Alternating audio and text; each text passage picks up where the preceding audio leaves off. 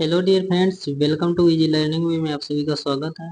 इस क्लास में हम लोग रेलवे ग्रुप डी के मोस्ट इम्पोर्टेंट क्वेश्चन करेंगे और साइंस के वही क्वेश्चन करेंगे जो कि आपके एग्जाम में पूछे गए हैं। तो हम लोग पढ़ते हैं इसके पहला क्वेश्चन क्या है। तो पहला क्वेश्चन है हमारा, दी गई भौतिक राशियों में से क्या सापेक्ष राशि नहीं है। आपको ये बताना है कि जो भौतिक राशि दी गई है इनमें से कौन सी सापेक्ष राशि नहीं है। पहला है समय, दूसरा है त्वरण, तीसरा है वेग, चौथा है दूरी। तो देखो, समय जो है हमारा ये एक भौतिक राशि है। क्या है? जो समय है हमारा ये एक भौतिक राशि है और ये किसी पर निर्भर नहीं करता है। तो सबसे अलग हमारा यही हो जाएगा समय। और त्वरण ये दूसरे पर निर्भर करता है, वेग भी दूसरे पर निर्भर करता है और ये दूरी जो है दूसरे पर डिपेंड करता है। और समय जो है हमारा ये किसी पर निर्भर नहीं करता। तो इस क्वेश्चन का राइट आंसर क्या हो जाएगा? ऑप्शन नंबर पहला इस क्वेश्चन का राइट आंसर हो जाएगा। अगला क्वेश्चन पढ़ते हैं। अगला क्वेश्चन क्या है, निम्न निम्न में से किस राशि के लिए मात्रक नहीं है। आपको ये बताना है कि ऐसी राशि बताना है जिसका मात्रक नहीं है। पहला है घनत्व, दूसरा है बल, तीसरा है आपेक्षिक घनत्व, चौथा है संवेग। तो इस क्वेश्चन का राइट आंसर क्या हो जाएगा? तो इस क्वेश्चन का राइट आंसर हो जाएगा आपेक्षिक घनत्व। आपेक्षिक घनत्व का कोई मात्रक नहीं होता। और घनत्व की बात की जाए तो घनत्व का मात्रक क्या होता है? इसका सूत्र होता है द्रव्यमान बटे आयतन। तो द्रव्यमान का हो जाएगा किलोग्राम। क्या हो जाएगा? किलोग्राम। और बटे आयतन, आयतन का हो जाएगा मीटर क्यूब। क्या हो जाएगा? Metre cube. तो घनत्व का मात्रक हो जाएगा किलोग्राम प्रति मीटर क्यूब। और बल का मात्रक सभी लोगों को पता होगा, न्यूटन। यह संवेग का मात्रक क्या होता है? तो संवेग का मात्रक होता है किलोग्राम इंटू मीटर प्रति सेकंड। क्या हो जाएगा? संवेग का मात्रक होता है किलोग्राम इंटू मीटर प्रति सेकंड। और संवेग बराबर सूत्र होता है द्रव्यमान इंटू वेग। ये संवेग का सूत्र होता है। और बल का सूत्र क्या होता है? द्रव्यमान इंटू त्वरण होता है। तो आपेक्षिक घनत्व का कोई मात्रक नहीं होता। अगला क्वेश्चन है, निम्न में से किस युग्म की इकाइयां समान नहीं है। आपको ये बताना है कि ऐसा युग्म बताओ जिसमें उसकी इकाई या उसका मात्रक समान नहीं है। तो पहला ऑप्शन है चाल और वेग। चाल का मात्रक क्या होता है? मीटर प्रति सेकंड। और वेग का मात्रक क्या होता है? मीटर प्रति सेकंड। तो ये ऑप्शन सही है, तो ये ऑप्शन होगा नहीं। दूसरा है कार का मात्रक जूल, ऊर्जा का मात्रक जूल। ये भी नहीं होगा। तीसरा ऑप्शन है दूरी, दूरी का मात्रक मीटर, विस्थापन का मात्रक मीटर। ये भी नहीं होगा। बल, बल का मात्रक न्यूटन, दाब का मात्रक न्यूटन प्रति मीटर स्क्वायर। यही ऑप्शन हो जाएगा, यही अलग है। बल का मात्रक भी अलग है और दाब का मात्रक अलग है। तो इस क्वेश्चन का राइट आंसर क्या हो जाएगा? ऑप्शन नंबर चौथा इस क्वेश्चन का राइट आंसर हो जाएगा। आगे देखते हैं अगला क्वेश्चन क्या है। अगला क्वेश्चन है, ओम मीटर की इकाई बताना है कि ओम मीटर की इकाई क्या है। पहला ऑप्शन है प्रतिरोधकता, दूसरा है विद्युत प्रवाह, तीसरा है आवेश, चौथा है प्रतिरोधक। जो ओम मीटर होता है वो किसकी इकाई है? प्रतिरोधकता की इकाई है। किसकी है? प्रतिरोधकता या विशिष्ट प्रतिरोध का मात्रक क्या होता है? ओम मीटर होता है। याद रखेंगे, ओम मीटर किसका मात्रक है? विशिष्ट प्रतिरोध या प्रतिरोधकता का। इसका सूत्र होता है विशिष्ट प्रतिरोध बराबर होता है, क्या होता है? विशिष्ट प्रतिरोध बराबर होता है आर। आर हो जाएगा प्रतिरोध हमारा, और ए अपान एल होता है। क्या होता है? ए अपान एल। ये इसका सूत्र होता है। इससे कुछ न्यूमेरिकल बनते हैं, सवाल पूछे जाते हैं। तो इस सूत्र से हम लोग क्या कर लेते हैं? सवाल को सॉल्व कर लेते हैं। तो इस क्वेश्चन का राइट आंसर क्या हो जाएगा? ऑप्शन नंबर पहला इस क्वेश्चन का राइट आंसर हो जाएगा। अगला क्वेश्चन क्या है, मंदता की अंतरराष्ट्रीय इकाई बताना है कि मंदता की अंतरराष्ट्रीय इकाई क्या है। पहला है मीटर इंटू सेकेंड स्क्वायर, दूसरा है मीटर इंटू सेकेंड, तीसरा है मीटर प्रति सेकेंड, चौथा है मीटर प्रति सेकेंड स्क्वायर। जो मंदता होता है वो त्वरण के बराबर होता है। किसके बराबर होता है? मंदता को ही त्वरण कहते हैं। तो त्वरण का मात्रक होता है वेग परिवर्तन की दर को त्वरण कहते हैं। तो वेग का मात्रक क्या होता है? मीटर प्रति सेकेंड। और बटे दर समय, तो समय का सेकंड हो जाएगा। तो क्या हो जाएगा? मीटर प्रति सेकंड स्क्वायर हो जाएगा। तो ऑप्शन नंबर चौथा इस क्वेश्चन का राइट आंसर हो जाएगा। क्या हो जाएगा? ऑप्शन नंबर चौथा इस क्वेश्चन का राइट आंसर हो जाएगा मीटर प्रति सेकंड स्क्वायर, या फिर मीटर इंटू सेकेंड की पावर -2। अगला क्वेश्चन क्या है, निम्नलिखित में से किन युग्म की एसआई इकाई समान है। अब कौन सी, ये बताना है कि किसकी इकाई समान है। पहला बल और दूरी, बल का मात्रक न्यूटन, दूरी का मात्रक मीटर। तो ये होगा नहीं। दूसरा संवेग, संवेग का मात्रक किलोग्राम इंटू मीटर प्रति सेकेंड, और बल का न्यूटन होता है। ये भी नहीं होगा। तीसरा है बल और दाब, बल का मात्रक क्या होता है? न्यूटन, दाब का मीटर न्यूटन प्रति मीटर स्क्वायर, तो ये भी नहीं होगा। कार का मात्रक जूल, ऊर्जा का मात्रक भी जूल, तो ऑप्शन नंबर चौथा इस क्वेश्चन का राइट आंसर हो जाएगा। कार और जूल के मात्रक क्या होते हैं, दोनों बराबर होते हैं।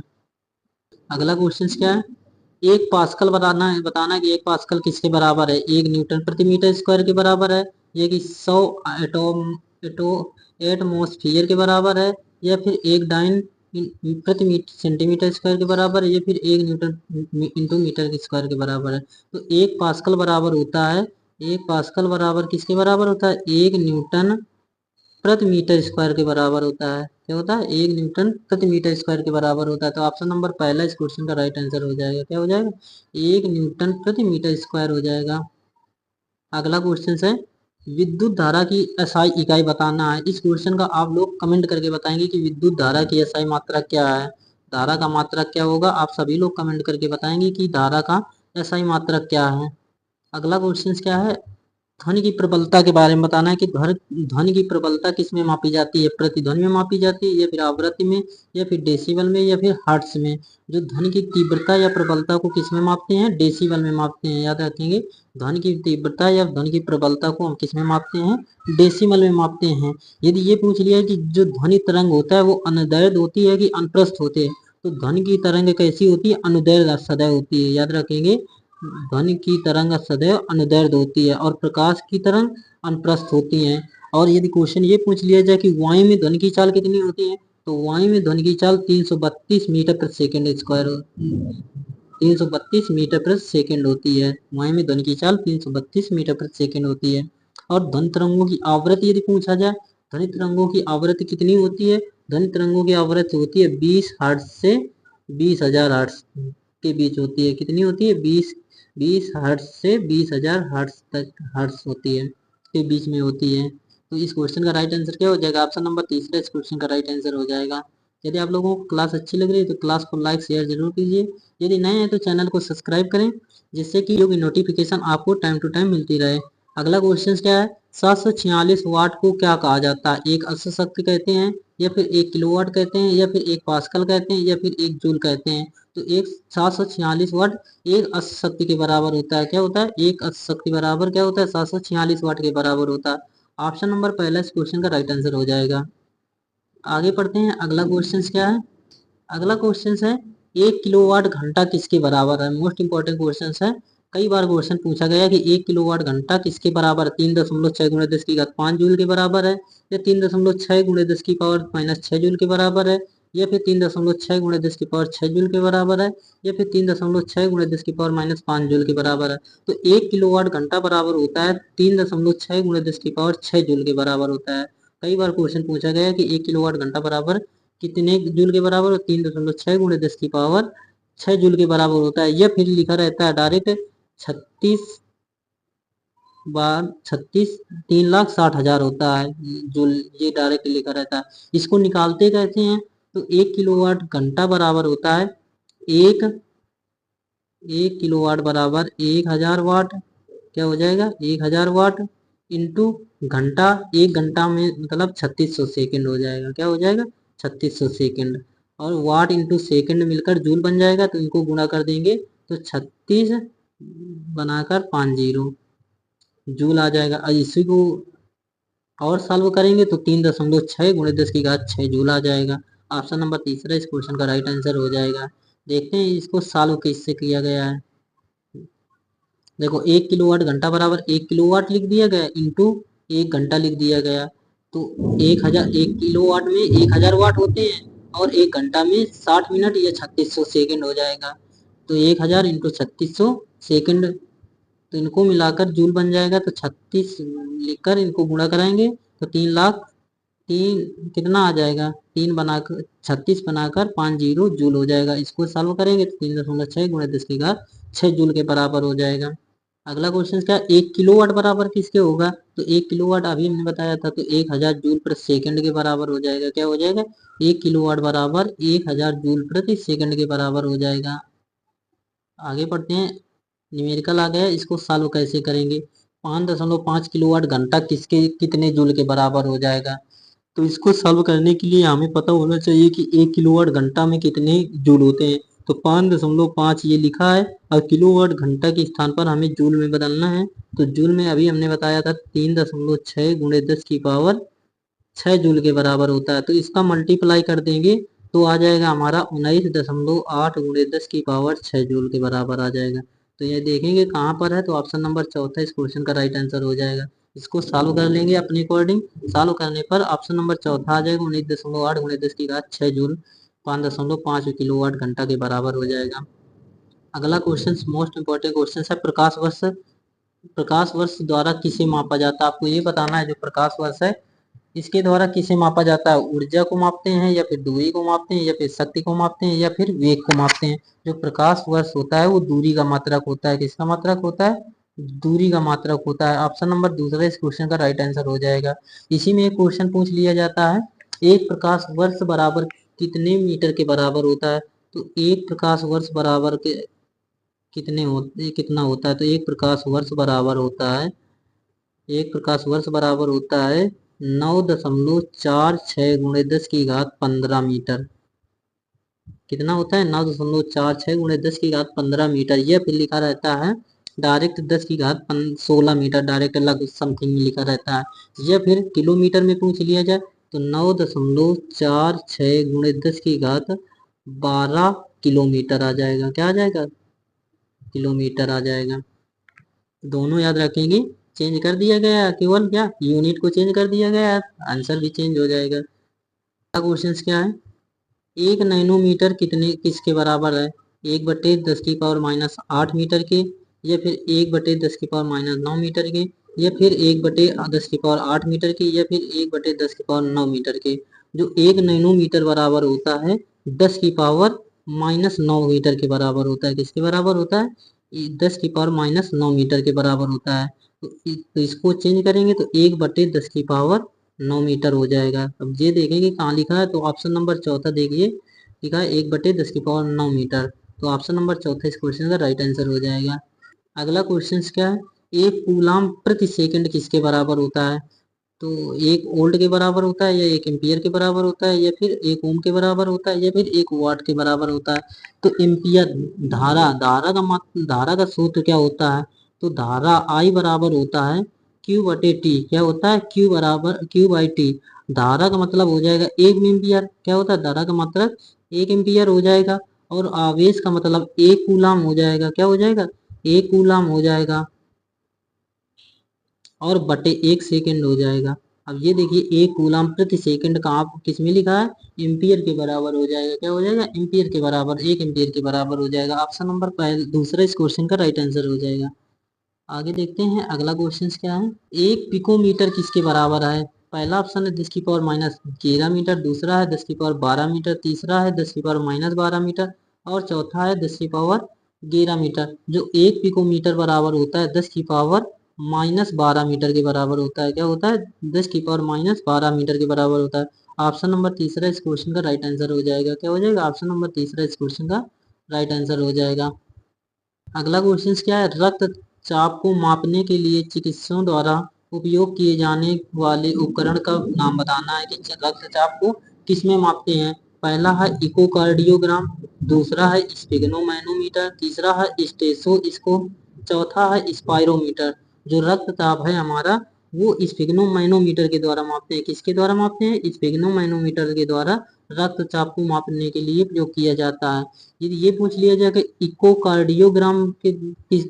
इकोकार्डियोग्राम से क्या मापते हैं, तो हृदय की जांच करने के लिए इकोकार्डियोग्राम का प्रयोग करते हैं। स्टेथोस्कोप हृदय की धड़कन का प्रयोग, हृदय की धड़कन मापने के लिए स्टेथोस्कोप, और हृदय की जांच के लिए इकोकार्डियोग्राम का प्रयोग करते हैं।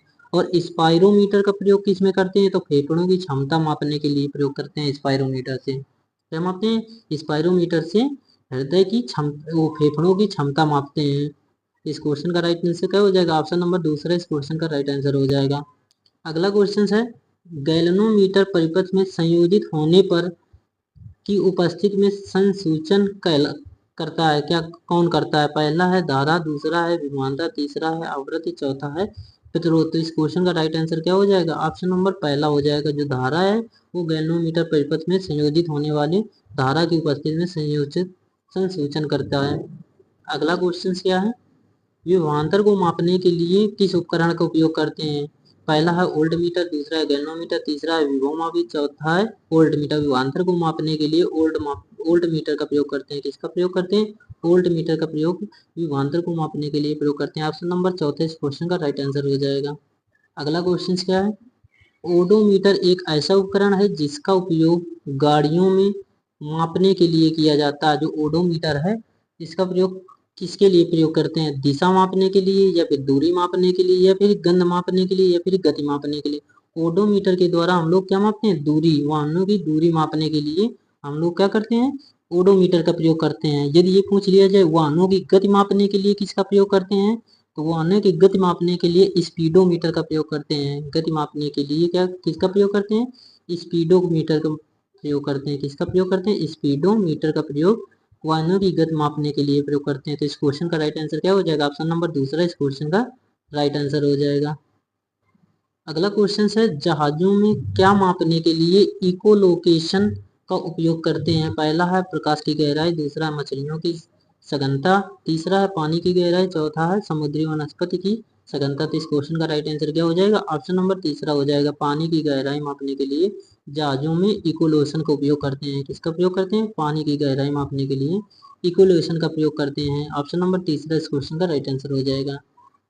अगला क्वेश्चन क्या है, दूध के घनत्व को निर्धारित करने के लिए कौन सा उपकरण उपयोग किया जाता है? पहला है हाइड्रोमीटर, दूसरा है लैक्टोमीटर, तीसरा है बैरोमीटर, चौथा है थर्मामीटर। जो दूध का घनत्व मापने के लिए हम लोग लैक्टोमीटर का प्रयोग करते हैं। किसका प्रयोग करते हैं? लैक्टोमीटर के द्वारा हम दूध का घनत्व का उपयोग कर निर्धारण करते हैं। यदि ये पूछा जाए कि हाइड्रोमीटर से क्या मापते हैं, तो हाइड्रोमीटर से हम लोग द्रव की आपेक्षिक घनत्व मापते हैं। क्या मापते हैं? द्रव की आपेक्षिक घनत्व हाइड्रोमीटर के द्वारा मापते हैं। और बैरोमीटर की बात की जाए तो बैरोमीटर मापते हैं कि बैरोमीटर के द्वारा हम लोग वायुमंडलीय दाब मापते हैं। क्या मापते हैं? वायुमंडलीय दाब बैरोमीटर से मापते हैं। और थर्मामीटर को तापमान मापने के लिए थर्मामीटर का प्रयोग करते हैं। तो इस क्वेश्चन का राइट आंसर क्या हो जाएगा? ऑप्शन नंबर दूसरा इस क्वेश्चन का राइट आंसर हो जाएगा। अगला क्वेश्चन क्या है, ऑटोमोबाइल में यात्रा की दूरी को मापने के लिए निम्न में से किस उपकरण का उपयोग करते हैं? पहला स्पीडोमीटर, दूसरा है ओडोमीटर, तीसरा है टेकोमीटर, चौथा है पेडोमीटर। तो इस क्वेश्चन का राइट आंसर क्या हो जाएगा? ऑप्शन नंबर दूसरा हो जाएगा। क्या हो जाएगा? ओडोमीटर। ओडोमीटर के द्वारा हम लोग दूरी मापने के लिए उपयोग किया करते हैं। अगला क्वेश्चन क्या है, मोटर गाड़ी का ओडोमीटर क्या मापता है? तो अभी हमने बताया कि दूरी मापने के लिए हम लोग ओडोमीटर का प्रयोग करते हैं। ऑप्शन नंबर दूसरा इस क्वेश्चन का राइट आंसर हो जाएगा। अगला क्वेश्चन है, वह उपकरण बताना है जिसका उपयोग करके मोटर गाड़ियों में दूरी मापने के लिए किया जाता है। तो दूरी मापने के लिए अभी हमने बताया ओडोमीटर का प्रयोग करते हैं। किसका प्रयोग करते हैं? ओडोमीटर के द्वारा हम लोग दूरी मापने के लिए, वाहनों की दूरी या गाड़ियों की दूरी मापने के लिए हम लोग ओडोमीटर का प्रयोग करते हैं। यदि टैकोमीटर की बात की जाए तो टैकोमीटर जहाज की या वायुयान की गति मापने के लिए किया जाता है। वायुयान की गति मापने के लिए टैकोमीटर का प्रयोग करते हैं। और वाहनों की गति मापने के लिए स्पीडोमीटर का प्रयोग करते हैं। तो इस क्वेश्चन का राइट आंसर क्या हो जाएगा? ऑप्शन नंबर दूसरा इस क्वेश्चन का राइट आंसर हो जाएगा। अगला क्वेश्चन है और आज का अंतिम क्वेश्चन है हमारा, किसी वोल्ट मीटर का उपयोग किसका मापने के लिए, किसके मापने के लिए किया? वोल्ट मीटर मापने के लिए किसका उपयोग करते हैं? पहला है वायु प्रतिरोध, दूसरा है विभवांतर, तीसरा है चुंबकीय प्रेरण, चौथा है विद्युत धारा। तो वोल्ट मीटर मापने के लिए विभवांतर का प्रयोग करते हैं। विभवांतर का मापन किसमें किया जाता है? वोल्ट मीटर में किया जाता है। ऑप्शन नंबर दूसरा इस क्वेश्चन का राइट आंसर हो जाएगा। क्या हो जाएगा? विभवांतर हो जाएगा। तो आप सभी लोग कमेंट करके बताएंगे क्लास कैसी लगी। क्लास अच्छी लगी तो क्लास को लाइक करें और क्लास को ज़्यादा से ज़्यादा दोस्तों तक शेयर करें जिससे कि उनकी भी हेल्प हो सके। मिलते हैं नेक्स्ट क्लास में। Bye bye, take care.